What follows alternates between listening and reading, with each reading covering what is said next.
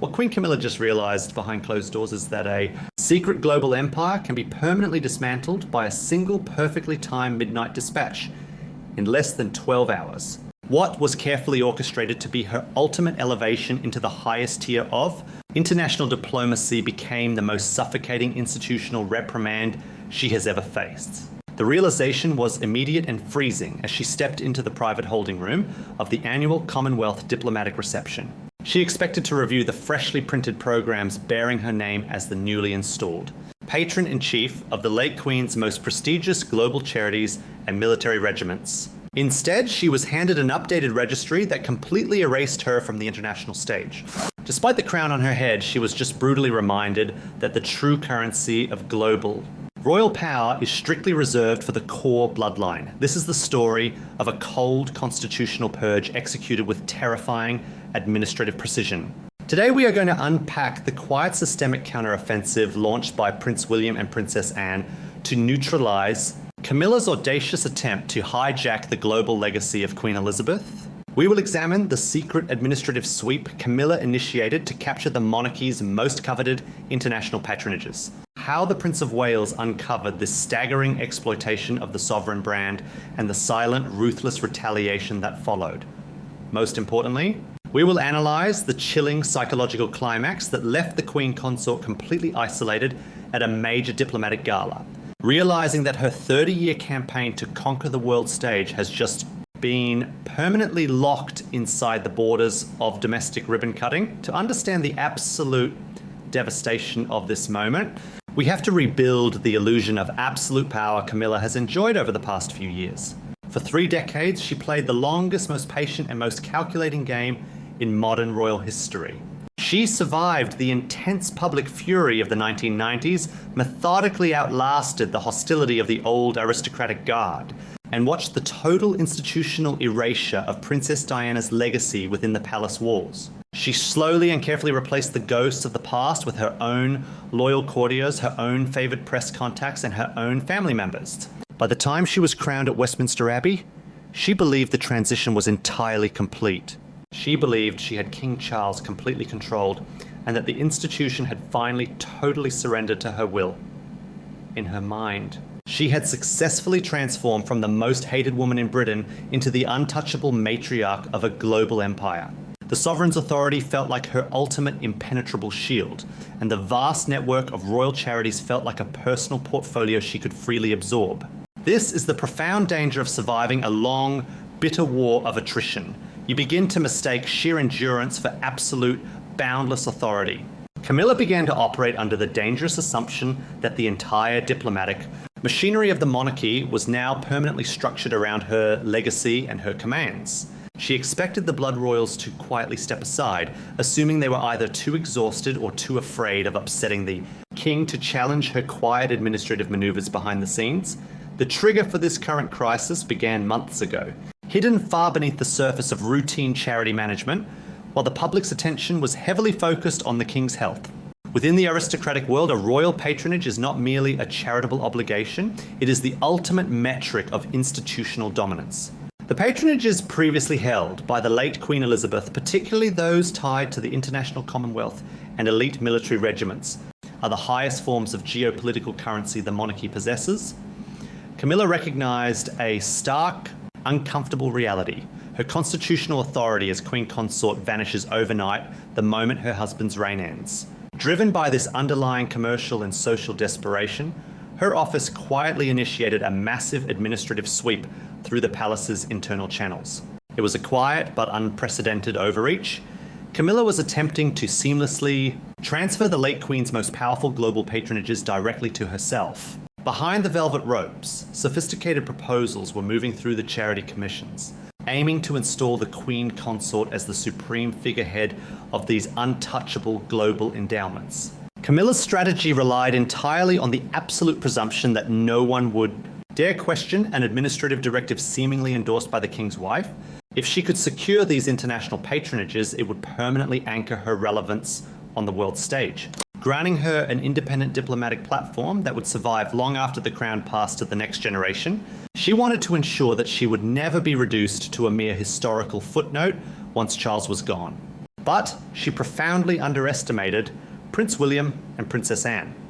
This is where the story shifts from a tale of blind ambition to a forensic, cold-blooded discovery. William is no longer just an heir waiting in the wings. He is the active regulator of the institution's global brand. Princess Anne is the unbreakable protector of her late mother's legacy, a woman who has spent her entire life honouring the exact protocols the Queen put into place.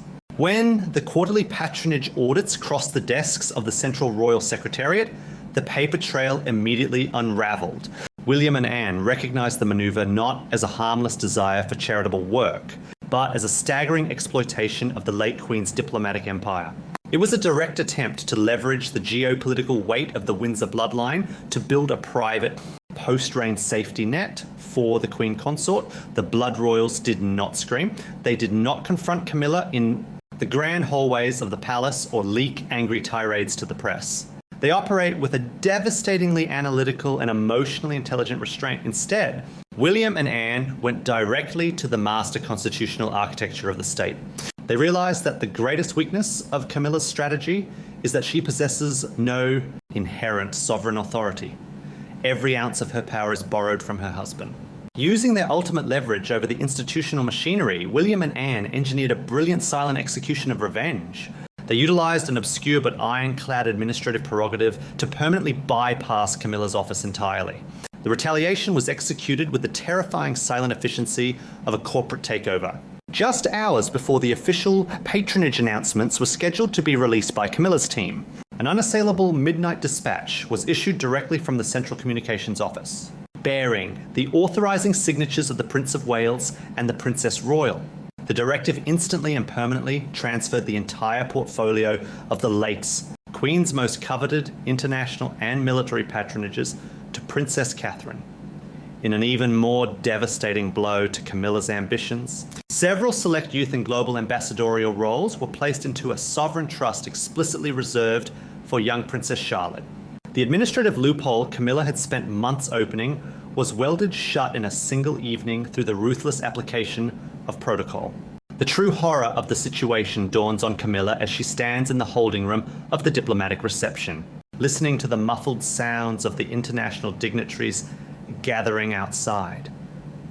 She looks down at the newly printed official gazette. There is no mention of her taking over the late Queen's empire. The text clearly and politely celebrates the ascension of the Princess of Wales as the new patron-in-chief. The visual humiliation is absolute. William did not need to raise his voice because he held all the structural leverage. He simply let the rigid architecture of the state execute the purge for him. They legally and politely revoked her access to the global stage, wrapping the expulsion in the unassailable excuse of securing the long-term future of the monarchy. Imagine the sheer psychological weight of that exact moment. Camilla looks across the room at King Charles. The ultimate emotional betrayal is not that William and Anne engineered this brilliant silent exile. The true betrayal is that Charles allowed it to happen in the defining moment. When the institutional machinery moved to publicly isolate her and permanently strip her of her global ambitions, the king did not intervene. He read the midnight dispatch, recognized the ironclad logic of his heir, and chose the institutional survival of the crown over the diplomatic pride of his wife. The trap has snapped completely shut, and for the first time in 30 years, Camilla realizes she is permanently boxed in, holding a crown, but entirely stripped of the global kingdom she thought she had conquered. The deafening silence inside that diplomatic holding room does not signify a minor marital disagreement over a charitable schedule. It represents a permanent seismic shift in the gravitational center of the British monarchy. For over 30 years, King Charles had been Camilla's ultimate shield, a man willing to defy public opinion, political advisors, and even his own mother to secure her place at his side. But that is where the story changes. Faced with an ironclad constitutional maneuver executed by the Prince of Wales, the king chose the survival of the institution over the global ambitions of his wife. Charles understood what Camilla failed to realize. A reigning monarch cannot wage an internal war against the person who controls the future of the estate and the geopolitical brand of the family, especially when that person holds all the legal and structural cards. The king acted not because he stopped caring for his consort, but because he recognized that opposing his heir would trigger an unsustainable constitutional crisis. To fully grasp the magnitude of this trap, we must unpack the commercial desperation that dictates Camilla's entire existence behind the scenes. Publicly, she wears the spectacular historic jewels and is addressed as Her Majesty. But behind that billionaire public relations facade lies a stark broke reality. What looked like a routine administrative update from the central communications office was actually a total dismantling of her alternative power base. Legally, the Queen Consort owns absolutely nothing within the royal infrastructure. She does not command the Foreign Office. She does not possess an independent sovereign revenue stream that survives past the current reign. And she holds no ancestral right to the global Commonwealth. The magnificent patronages she attempted to absorb are not ceremonial favours. They are the financial and diplomatic engines of the monarchy's soft power. That detail matters because the true geopolitical weight of the family belongs exclusively to the blood royal lineage. When William assumed his dominant role in the oversight of the royal trusts, he did not just inherit immense wealth, he inherited absolute executive authority over the family's international future. He became the ultimate regulator of the institution. William recognized a pattern of staggering exploitation within the charity commissions. Specifically, this quiet attempt by Camilla's office to use the late Queen's most prestigious patronages as a personal post-reign safety net. By implementing an immediate administrative blockade, William effectively starved these diplomatic ambitions of their institutional oxygen. The loophole Camilla had spent months trying to open was welded shut in a single evening, leaving her entirely vulnerable to the cold reality of aristocratic marginalization the moment the current reign ends. This frantic energy stands in devastating contrast to the quiet, uncomplaining sacrifice of Princess Catherine. While Camilla desperately scrambled to manipulate administrative channels and secure global endowments to validate her own relevance on the world stage, Catherine operated with the supreme confidence of inevitability. The Princess of Wales does not need to force her way into the international spotlight or weaponize charity commissions because she is the future of the institution. Despite facing immense personal and health challenges over the past year, Catherine has never demanded diplomatic concessions or special global roles for herself. She has remained steadfast, embodying the exact institutional dignity that the crown requires. This is exactly why William's retaliation was so deeply emotional, even if it was executed with cold, bureaucratic precision. William has spent his entire life watching the women he loves be consumed or marginalized by palace maneuvering. He watched the institutional erasure of his mother Diana, and he is now watching his wife secure the royal future under immense pressure. There is a silent but ironclad vow within the Prince of Wales that Camilla will not be permitted to impose her will or her diplomatic ambitions onto the sacred legacies of the Windsor line. By stripping Camilla of her ability to co-opt the late Queen's global empire, William is not just protecting the Commonwealth, he is drawing a definitive boundary around his wife and his daughter, ensuring that the true geopolitical power remains firmly with Catherine and Princess Charlotte. The courtiers, foreign dignitaries, and palace staff see these subtle protocol changes instantly.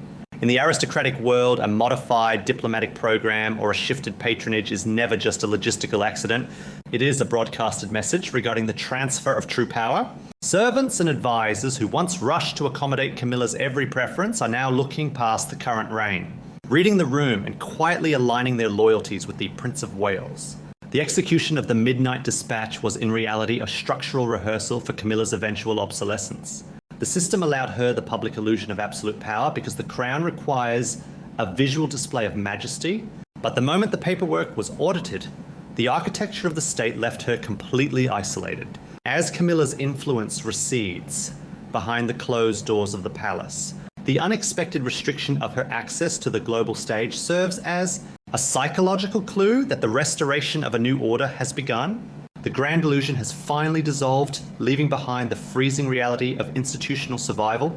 Camilla successfully won the long war to wear the crown, outlasting public outrage and historical resistance, but she has definitively, permanently lost the world. She's left to occupy a position that grows heavier by the day. Relegated to domestic ribbon cuttings she does not control, relying on a diplomatic apparatus that answers only to her rivals, and waiting for a future she can no longer manipulate. Thank you for exploring this deep dive into the hidden dynamics of the royal institution with us. If you appreciate this level of forensic analysis and a narrative storytelling, make sure to subscribe and join us for the next chapter.